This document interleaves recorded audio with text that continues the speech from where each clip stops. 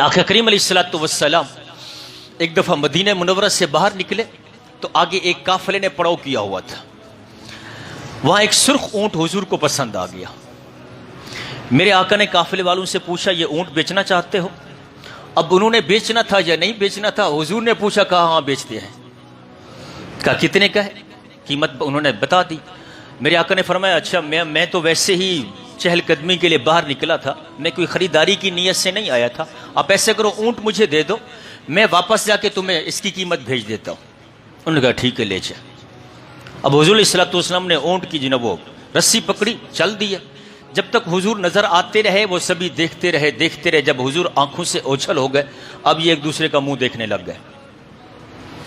मियाँ वो बंदा आया था, ऊंट लेके गया है, क्या तुम उसको जानते हो? नहीं मैं तो नहीं जानता। तुम जानते हो? नहीं मैं भी नहीं जानता। तुम जानते हो? मैं भी नहीं जानता।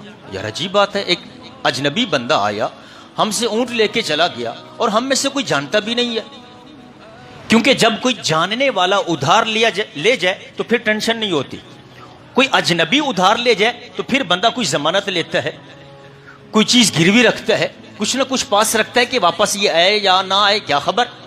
तो उन्होंने कहा कि यार हम इसको जानते भी नहीं और वो ऊंट लेके चला गया और हम में से किसी को पता भी नहीं चला कि हमारे साथ हुआ क्या है, और हमारा ऊंट हथिया के ले गया। जब उन्होंने ये बात की ना, हथिया के ले गया, तो वो जो काफिले का सरदार था उसकी बीवी ने अपने खेमे से अपना पर्दा सिरकाया, कहा ओ खबरदार, अगर तुमने ये बात की कि वो ऊंट हथिया के ले गया है, सुनो, अगर उसने कीमत ना दी तो मैं तुम्हें कीमत दूंगी।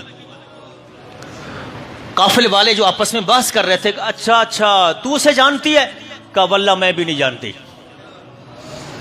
मैं भी उसकी वाकई मैं भी नहीं जानती, मैंने पहली दफा देखा है। तो कहा फिर तू जमानत क्यों दे रही है? कहने लगी जब तुम सौदा कर रहे थे मैंने खैमे की ओर से उसे देखा, मैं गवाही देती हूं जिसका चेहरा इतना हसीन है वो झूठ नहीं बोल सकता।